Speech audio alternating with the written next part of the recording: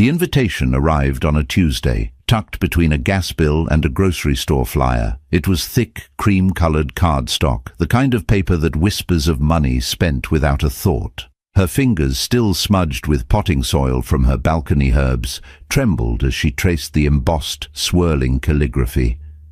Mr. Leo Vance and Ms. Chloe Parrish request the pleasure of your company at their marriage. It had been exactly 112 days since their divorce was finalized. 112 days since he had promised her this was about him needing to find himself, not about finding someone else. The silence in Maya's new apartment was a physical presence. It wasn't the peaceful quiet of a shared life winding down at the end of the day.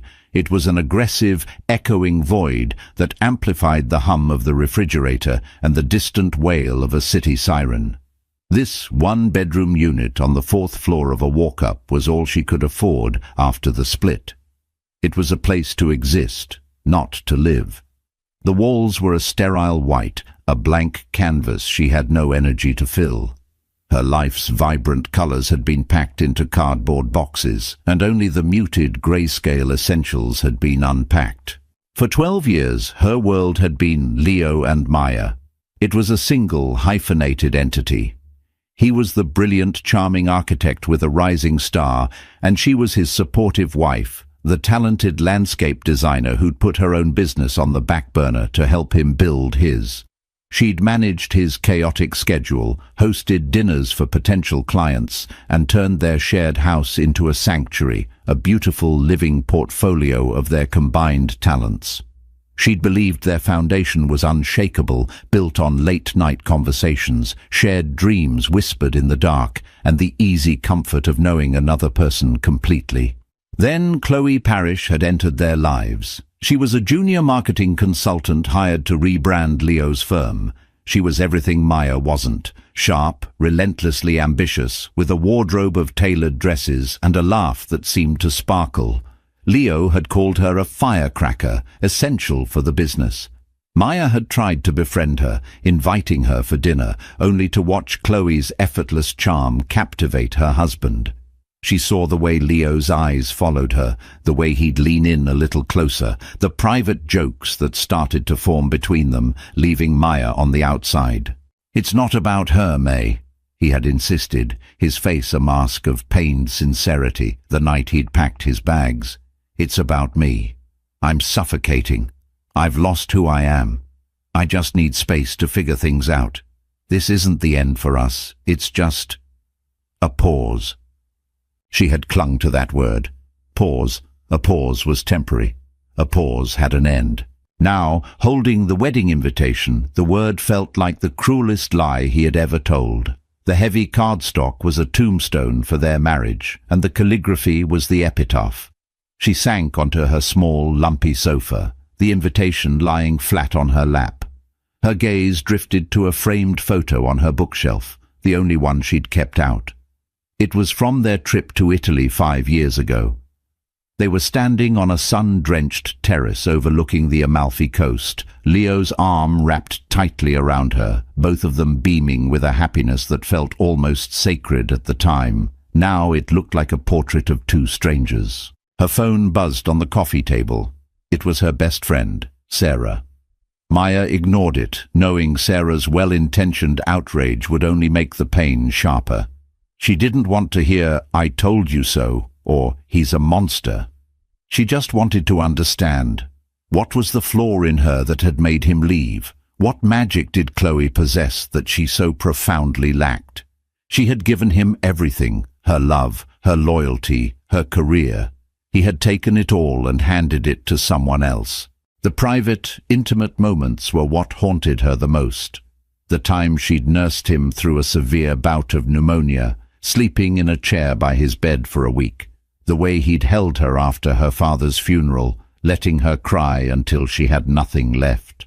The quiet Sunday mornings with coffee and the newspaper, their feet tangled together. Had it all been a performance? A lie she had been too blind to see. Slowly, deliberately, she picked up the invitation again. The ceremony was to be held at the Botanical Gardens, a place she and Leo had often visited for inspiration. He was marrying his new bride in the shadow of their shared memories. The cruelty of it was breathtaking. It wasn't just a betrayal. It was an erasure. He wasn't just moving on. He was rewriting their entire history, and she wasn't even a footnote. A single tear fell, landing on the embossed lettering of Chloe's name, making the ink bleed just a little. It was then that the profound, gut-wrenching grief finally gave way to something else. It was a tiny, cold spark in the hollow of her chest. Anger. The silence of the apartment didn't feel like a void anymore. It felt like a cage. And for the first time in 112 days, Maya Evans felt the desperate, undeniable urge to break free. She wouldn't just survive this. She would find a way to live again, far from the ruins of the life he had so carelessly destroyed. The next 6 months were a blur of forced momentum. Maya adopted a mantra: just get through the day. She woke up, went for a run until her lungs burned, showered, and went to her small, rented desk space at a co-working office. She took on any project she could find, designing backyard patios for suburban families, choosing planters for a local coffee shop, revamping a sad-looking community park. The work was small, but it was hers. Each finished project was a tiny victory, a single brick laid in the foundation of a new life. She created a strict set of rules for herself. Rule number 1, no looking at Leo's or Chloe's social media. This was the hardest. The temptation was a constant, itchy phantom limb. She knew with sickening certainty that their profiles would be a curated highlight reel of their perfect new life. A honeymoon in Bali, glamorous industry parties, cozy weekends at their new, minimalist chic home. The very home she and Leo had once sketched on a napkin. Resisting the urge to look was a daily battle, and she didn't always win. On weeknights, fueled by cheap wine and loneliness, she'd find herself scrolling, each photo a fresh stab to the heart. Each picture of Chloe, radiant and triumphant in Leo's arms, reinforced the narrative that Maya was the disposable rough draft and Chloe was the polished, final masterpiece. Her friendship with Sarah was her lifeline. Sarah, a no-nonsense divorce lawyer who had seen it all, refused to let Maya drown in self-pity. "Okay, so he's an egotistical cliché with the emotional depth of a puddle," Sarah said one evening over takeout Thai food, her apartment a welcome refuge of noise and life. "He found a shiny new toy. That doesn't diminish your worth, May. It diminishes his. What are you going to do about it?" "What can I do?" Maya mumbled, pushing a peanut around her plate with a fork. "He won. He got everything he wanted." "This isn't a game with a winner and a loser," Sarah countered, her voice firm. "This is your life, and you are not a spectator. Remember that botanical garden project you talked about? The one for the Children's Hospital Charity Gala? You should pitch for it. It's pro bono, but everyone who's anyone in this city will be there." The idea terrified her. It was a massive undertaking, a centerpiece for the city's most prestigious fundraising event. Her confidence was a fragile, shattered thing, held together with tape and hope. But the thought of it also ignited a tiny spark. It was a chance to do something big, something that was entirely hers, something that couldn't be tainted by Leo's memory. So she did it. She spent 3 weeks working obsessively, fueled by coffee and a desperate need to prove herself. She poured all her pain, her love for her craft, and her latent ambition into the design. She envisioned an enchanted labyrinth, a meandering path through groves of silver birch and glowing moonflowers, with hidden nooks where guests could sit on moss-covered benches. It was whimsical yet sophisticated, a design that told a story. The day she presented her proposal to the gala committee, her hands shook so badly she had to grip the sides of the lectern. She spoke with a passion she thought she'd lost, explaining how the layout was designed to encourage quiet conversation and moments of reflection, a metaphor for the healing journey of the children the hospital served. To her astonishment, they loved it. They chose her design over proposals from 2 of the city's most established landscape architecture firms. Walking out of that meeting, Maya felt a surge of pride so potent it nearly brought her to her knees. It was the first time in over a year she had felt truly seen for her own talent, not as Leo Vance's wife. As the gala date approached, her life became a whirlwind of logistics, late-night site visits, and the thrill of watching her vision come to life. The work was all-consuming, leaving little room for obsessive thoughts about Leo. Yet, they still found a way to creep in. One afternoon, while directing a team of gardeners, she saw an article on her phone's newsfeed. Architect Leo Vance and marketing guru Chloe Parrish, the city's new power couple. The accompanying photo showed them at some awards ceremony, Leo looking dapper and Chloe stunning in a red dress, her hand possessively on his arm. The sight was a punch to the gut, a reminder that while she was slowly, painstakingly rebuilding from rubble, they were already living in a skyscraper. But this time the sting didn't linger as long. She took a deep breath, the scent of fresh soil and damp earth grounding her. She looked at the labyrinth taking shape around her, her creation, her story. For a fleeting moment, their polished public triumph seemed small and distant compared to the real, tangible thing she was building with her own 2 hands. The gala was in 2 days, and for the first time she wasn't just dreading the future. She was cautiously, nervously looking forward to it. The night of the gala was a symphony of clinking champagne glasses, murmured conversations, and the soft strains of a string quartet. The air was thick with expensive perfume and the heady scent of the night-blooming jasmine Maya had strategically placed at the entrance to her labyrinth. She stood near the edge of the terrace, dressed in a simple but elegant navy blue gown Sarah had forced her to buy. She felt like an imposter, a small-town girl who had wandered into a royal ball. But then she watched as the city's elite, men and women in tailored tuxedos and glittering gowns, stepped into her creation. She saw their faces soften with wonder as they discovered the hidden moss benches and followed the glowing solar-powered orbs that lined the pathways. She overheard snippets of conversation. "Absolutely magical," a woman whispered. "Who designed this?" another asked. Each compliment was a balm on her bruised ego. This was real. She had done this.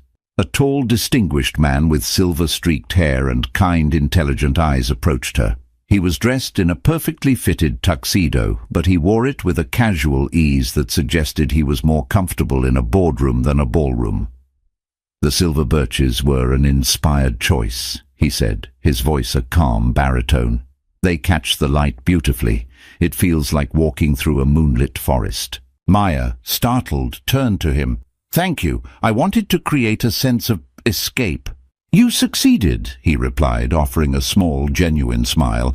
"I'm Daniel Sterling." The name registered instantly. Daniel Sterling was a titan of industry, a self-made billionaire in the tech world, and, as the event's primary benefactor, the man who had ultimately signed off on her project. "Maya Evans," she said, her voice a little breathless as she shook his offered hand. His grip was firm and warm. "I know," he said. "I read your proposal. Your passion for the narrative behind the design was what sold me. It wasn't just about plants and pathways. It was about creating an emotional experience. That's rare." They fell into an easy conversation. He wasn't condescending or flirtatious, but genuinely curious. He asked about her process, her favorite botanicals, the challenges of working with the existing landscape. He listened with an intensity that made her feel like she was the only person in the crowded garden. He spoke about his own company, not with arrogance, but with the same quiet passion she felt for her work. He saw the world in systems and patterns, and he was fascinated by the organic, seemingly chaotic systems of nature she orchestrated. For the first time in years, Maya was having a conversation with a powerful man who wasn't Leo, and she wasn't being introduced as the wife. She was Maya Evans, the designer. The feeling was intoxicating. And then she saw them. Leo and Chloe were standing near the grand fountain at the garden's center, holding court.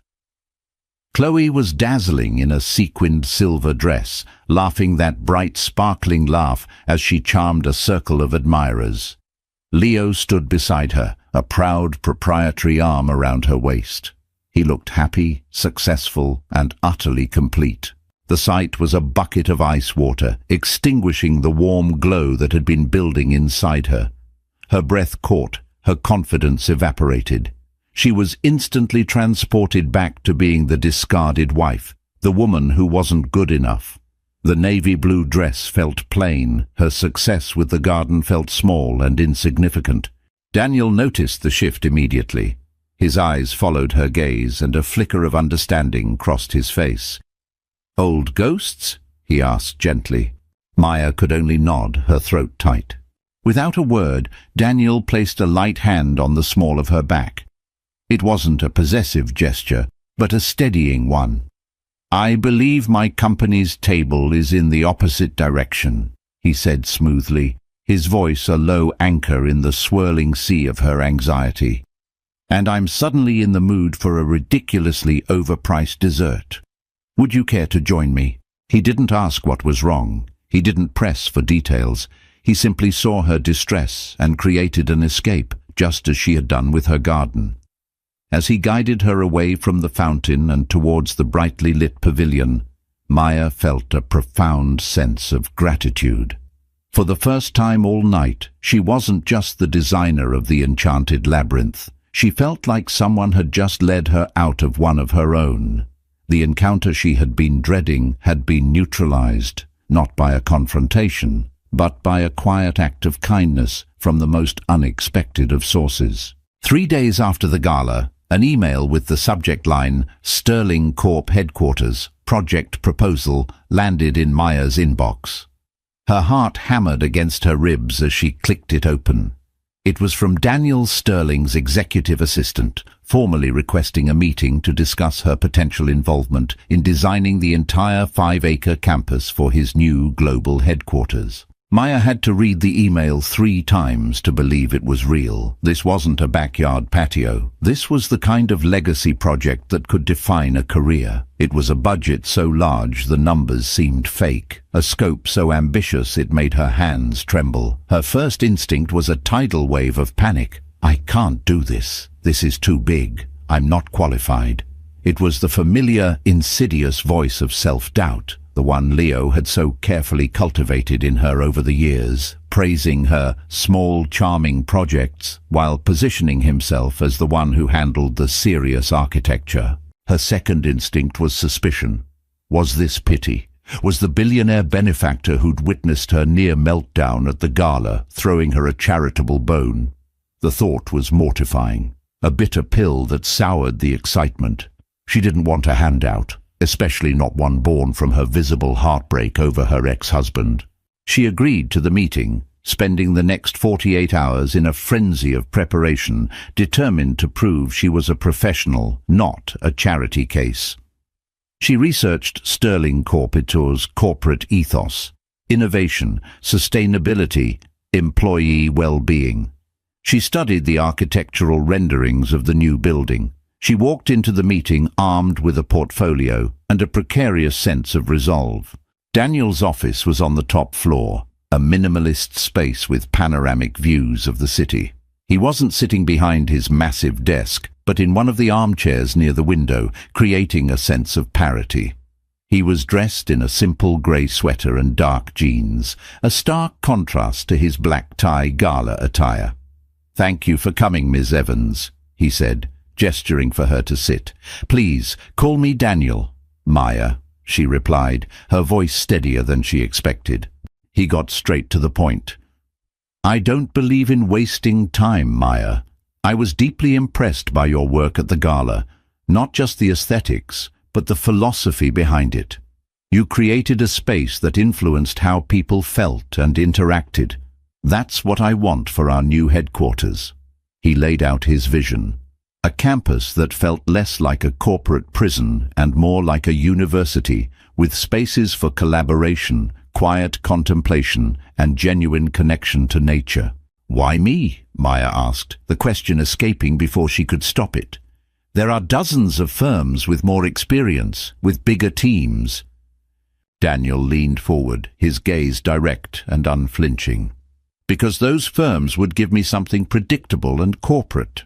They'd check all the boxes. I saw your preliminary sketches for the gala. You threw out the first 3 concepts because you said they lacked a soul. I want someone who looks for the soul of a project. He paused, a knowing look in his eyes. And let's be clear, this isn't a favor. My board would have my head if I chose a designer based on anything other than perceived merit. This is a proposition. If you take this on, you'll be working with the best architects and engineers in the country. The expectations will be immense, and the pressure will be relentless. I'm not offering you a gift. I'm offering you a challenge. His directness disarmed her. He had seen her vulnerability but was choosing to see her strength instead. He wasn't offering a handout. He was offering a seat at the table. A powerful, terrifying, exhilarating seat.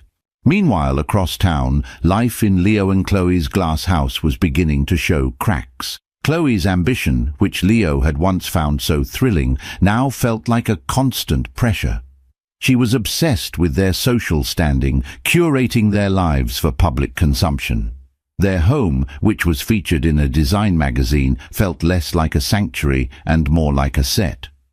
"Did you see this?" Leo asked one evening, scrolling through a news site on his tablet. He turned the screen towards Chloe. The headline read, "Sterling Corp taps emerging designer Maya Evans for ambitious new eco-campus." Chloe's perfectly made-up face tightened. Maya? His ex-wife? How did she land that?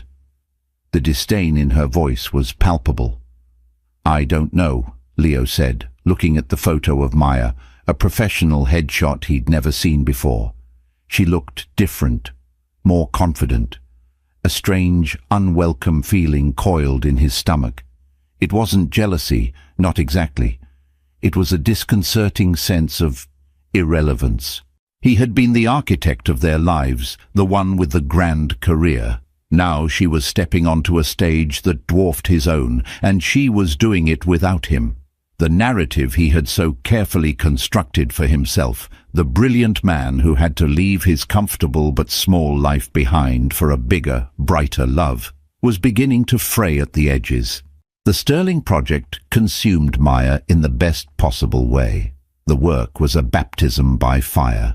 She was in meetings from dawn until dusk with architects who initially looked at her with skepticism, engineers who questioned her unconventional use of space, and a budget that had more zeros than her own bank account. In the first few weeks, she was plagued by imposter syndrome, convinced that at any moment Daniel would realize he'd made a terrible mistake. But she pushed through the fear. She spent her nights researching sustainable irrigation systems and her weekends studying native plant species. She fought for her vision, for a rooftop garden that would supply the company cafeteria, for a central courtyard designed around a preserved 100-year-old oak tree, for meandering paths that encouraged employees to walk between buildings rather than driving. Slowly, painstakingly, she earned the respect of the team. They started to see what Daniel saw, a designer with a unique voice and an unyielding commitment to her craft. Her professional relationship with Daniel evolved into a tentative friendship. Their work sessions often bled into late evenings, fueled by takeout containers of food spread across blueprints. He was a demanding client, pushing her to defend every choice, but he was also her biggest champion, backing her most audacious ideas against a skeptical board. In these quiet moments, the professional masks would slip. He told her about his own beginnings, building his company from a garage with 2 friends.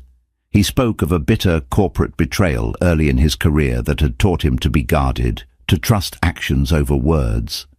His stories weren't a plea for sympathy, they were a simple sharing of a past that shaped his present. He was a man defined by logic and control, yet he was fascinated by the untamable organic world she created. Maya, in turn, found herself opening up in ways she hadn't in years. She spoke of her passion for design, a passion that had been a casualty of her marriage. With Daniel, she didn't feel the need to shrink herself. He wasn't intimidated by her ambition, he was energized by it.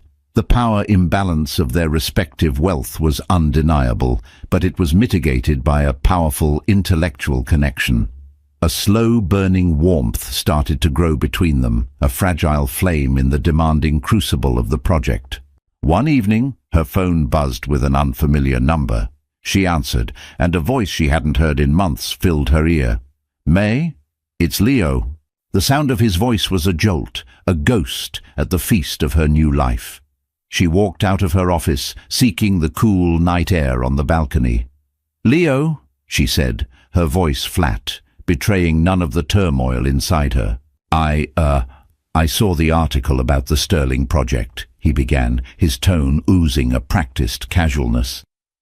"Wow, that's huge. I just wanted to call and say congratulations. I'm really happy for you."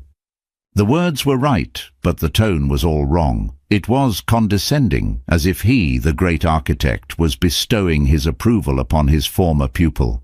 He was probing, trying to understand how she had managed this.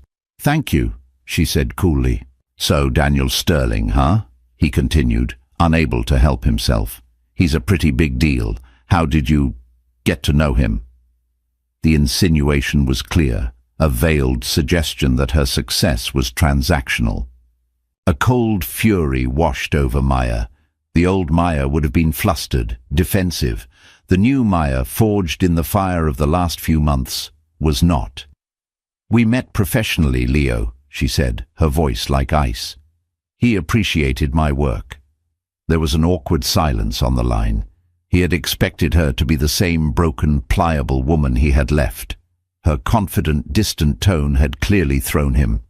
"Right, of course," he stammered. "Well, look, I'm glad you're doing okay." "I'm doing better than okay, Leo," she said, and for the first time she knew it was the absolute truth. "I have to go. I have a deadline." She hung up before he could reply, her heart pounding not with pain, but with a strange, exhilarating sense of power. She had not only survived him, she was beginning to thrive in a world he couldn't touch. She looked out at the city lights, a sprawling galaxy of possibilities.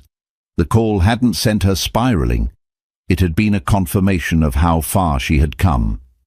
He was a chapter she had finally, definitively closed. Leo stood in his living room, phone still in hand, the dial tone buzzing in his ear. The finality in Maya's voice had been like a door slamming shut. He had called her expecting to feel a sense of magnanimous closure, the benevolent ex-husband cheering from the sidelines. Instead, he felt dismissed, irrelevant.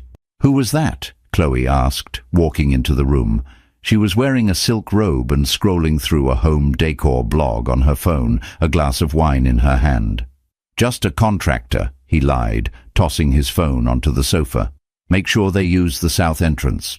The landscapers tracked mud all through the foyer last week," she said, not looking up. The disconnect between them was becoming a chasm. Their conversations were no longer about shared dreams, but about logistics, appearances, and the relentless upkeep of their perfect life.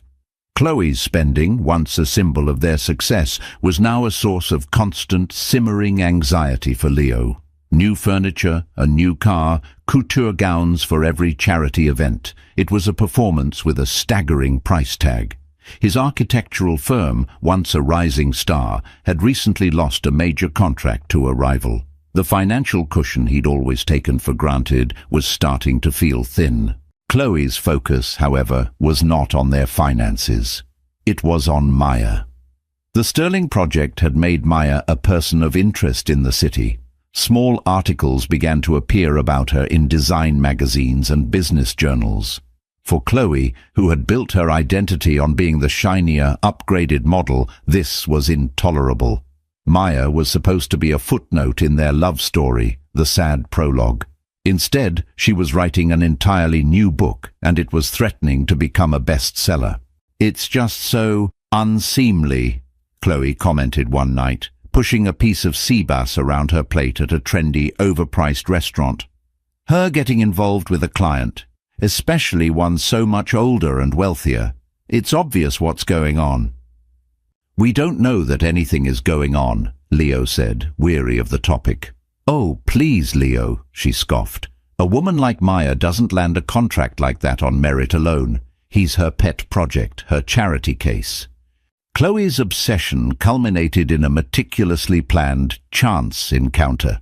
She had learned from a social acquaintance that Maya and Daniel Sterling had a standing reservation every Thursday night at Aria, a quiet, exclusive Italian restaurant where they often had informal work dinners.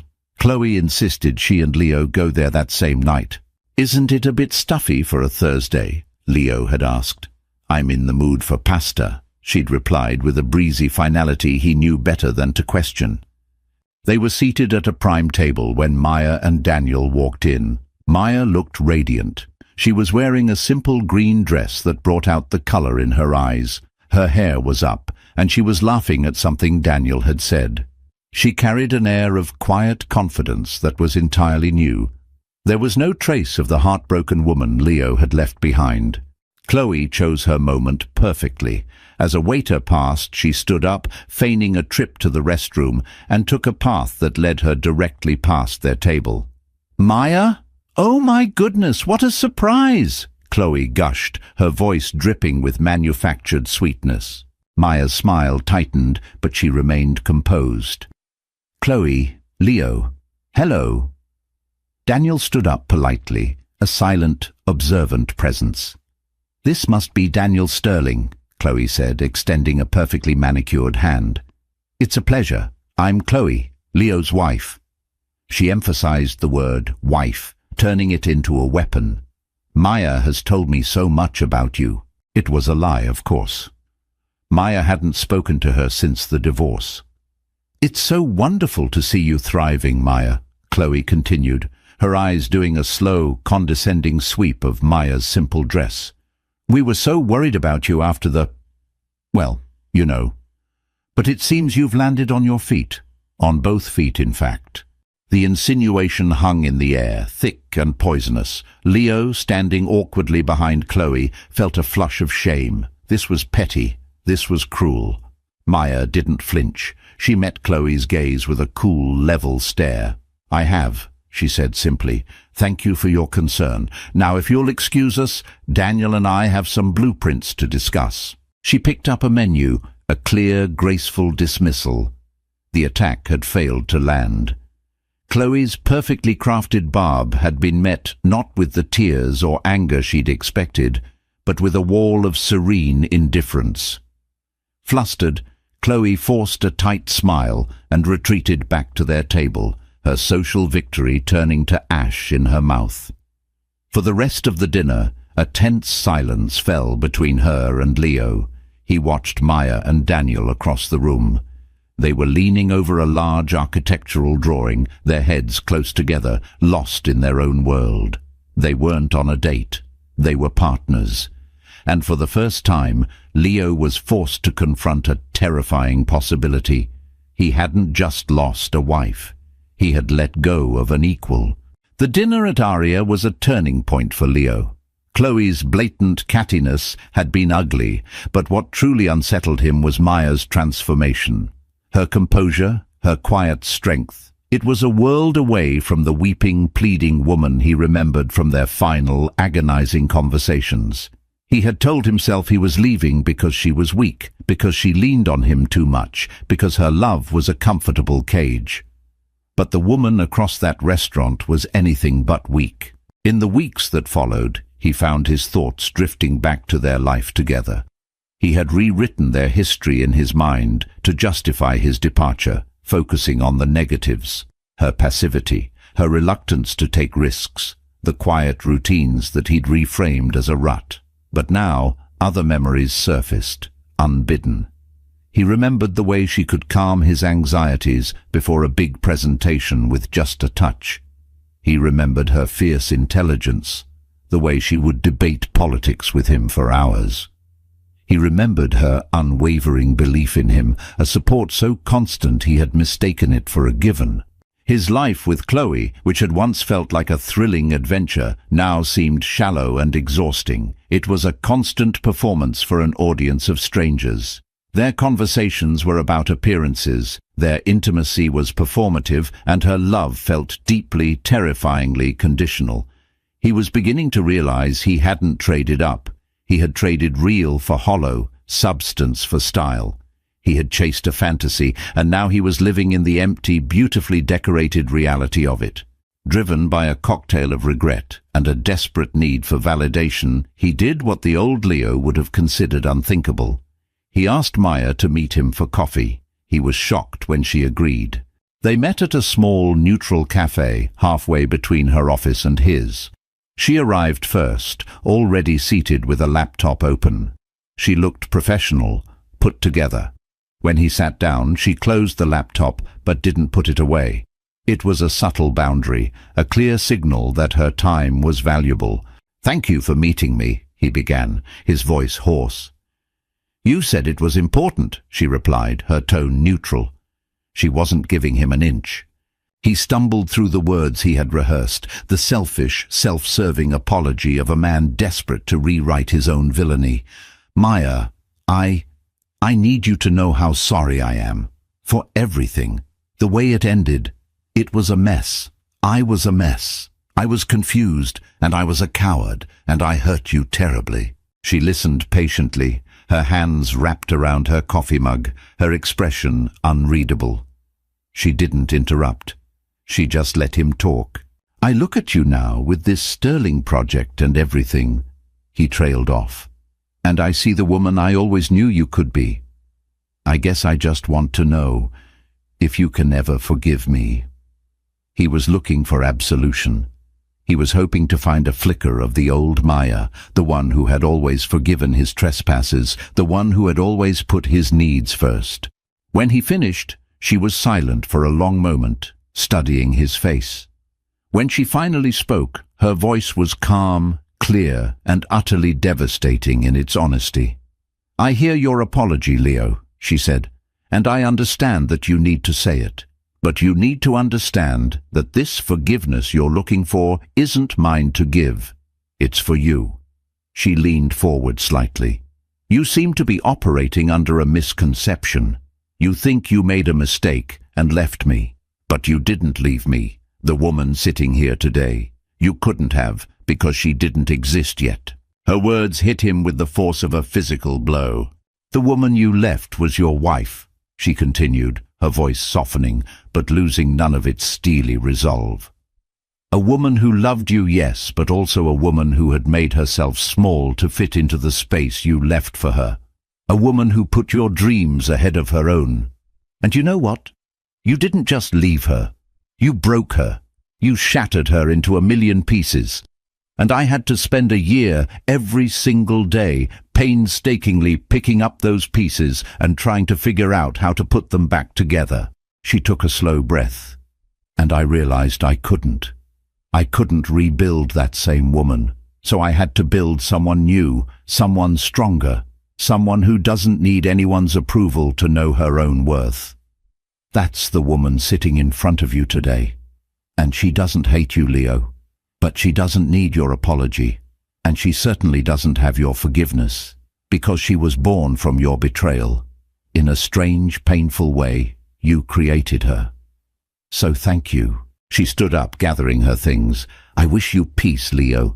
I truly do. But my life is no longer about you." She turned and walked out of the cafe, leaving him alone at the table, surrounded by the wreckage of his own making. It wasn't the anger or the tears he might have expected. It was something far more final, indifference. He had come seeking a path back to his own comfort, only to find she had burned the entire bridge and had built a beautiful, thriving city on the other side. Leo drove home from the cafe in a daze. Maya's words echoed in his head. "You didn't just leave her, you broke her." He had spent over a year telling himself a story of noble self-discovery, of finding a love that was bigger and brighter. But Maya had held up a mirror, and the reflection was ugly and selfish. He hadn't been a romantic hero. He'd been a coward who ran away from a life he was too bored to appreciate, and a woman he was too insecure to let shine. He walked into his house, their house, and the sterile perfection of it felt suffocating. The grey marble countertops, the artfully placed coffee table books, the scent of Chloe's expensive Jo Malone diffuser. It all felt like a movie set. Nothing was out of place, and nothing felt real. Chloe was in their walk-in closet, surrounded by shopping bags. "There you are," she said, holding up a shimmering gold dress. "For the Arts Foundation benefit on Saturday.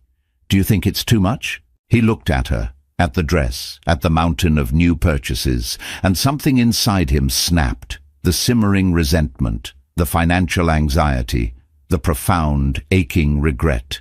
It all boiled over. "Is this all we are now?" he asked, his voice raw. "A series of outfits and parties?" Chloe's smile faltered. She put the dress down.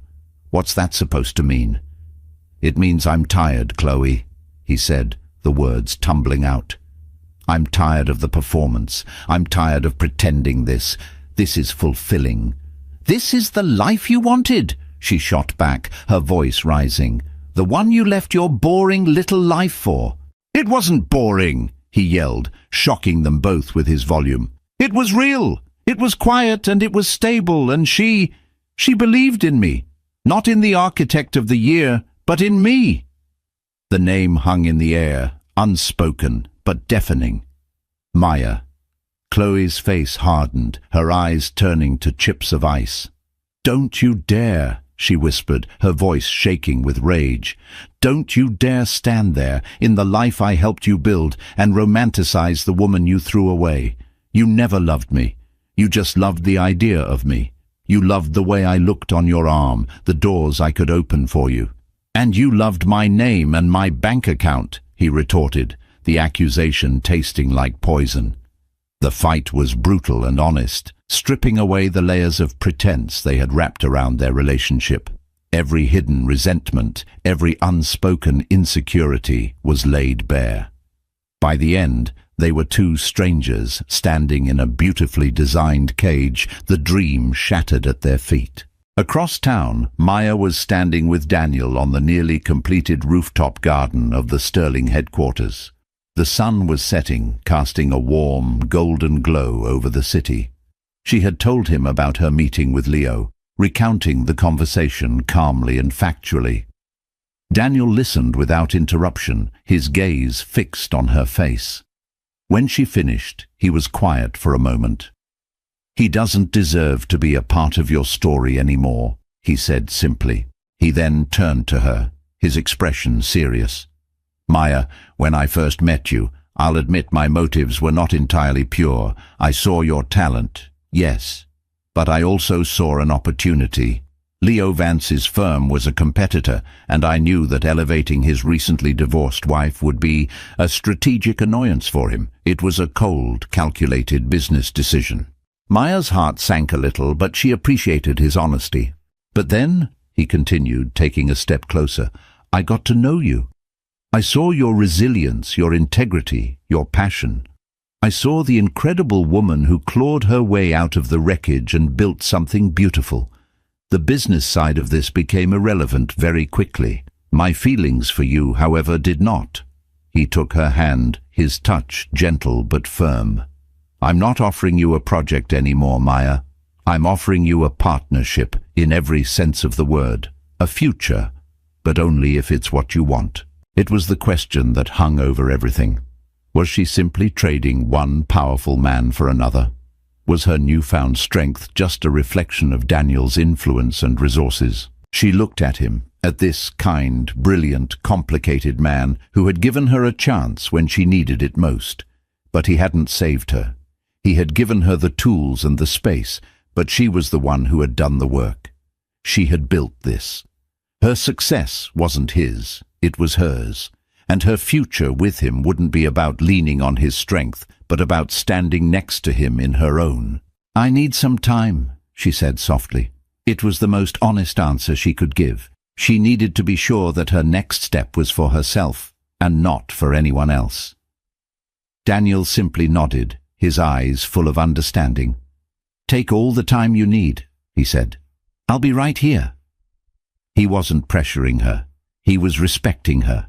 And in that moment, Maya knew that whatever she chose, it would finally truly be her own decision. 6 months passed, marked by the changing seasons and the steady, exhilarating hum of progress. Maya didn't give Daniel an answer right away. Instead, she threw herself into the final demanding phase of the Sterling project, and more importantly, into the official launch of her own landscape architecture firm, Terra Firma Designs. Daniel had provided the seed money, not as a gift, but as a formal investment, making him a silent partner. The terms were strict, the business plan was rigorous, and Maya was the majority owner and sole creative force. It was a partnership built on legal documents and mutual respect, not on romantic obligation. This distinction was everything to her. She poured her energy into building her own legacy. She hired a small, brilliant team. They secured 2 more high-profile corporate clients who had been impressed by the buzz around the Sterling campus. She was no longer just a designer, she was a CEO. She was in charge of payroll, client acquisition, and the creative direction of a company that was entirely her own. Some days were terrifying, the weight of responsibility immense, but every day was fulfilling.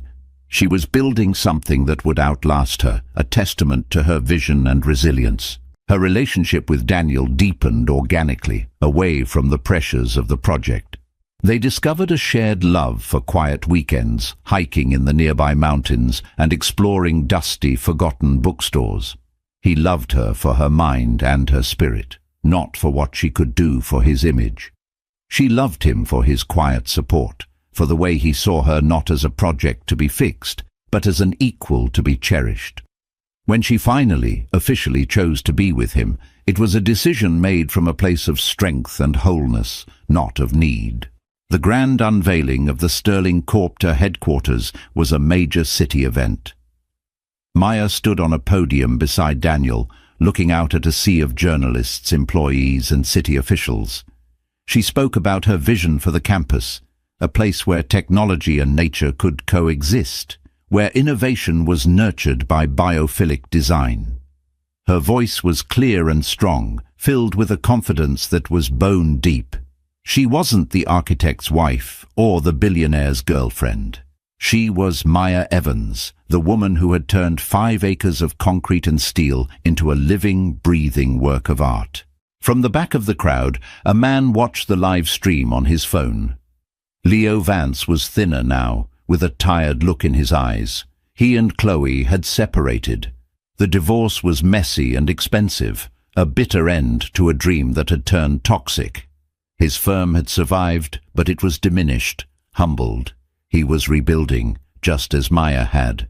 He watched her on the screen, poised and articulate, and felt a profound, aching sense of loss.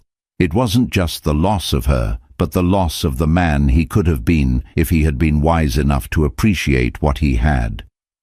There was no bitterness left, only a quiet, painful acceptance.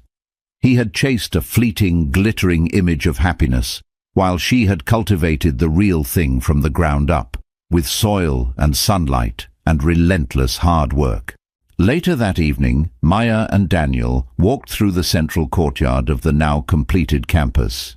The 100-year-old oak tree stood majestically at its heart, its branches reaching towards the sky. The air was filled with the scent of lavender and the gentle sound of water from a recycled rainwater feature. "Terra Firma," Daniel said, squeezing her hand. "Solid ground.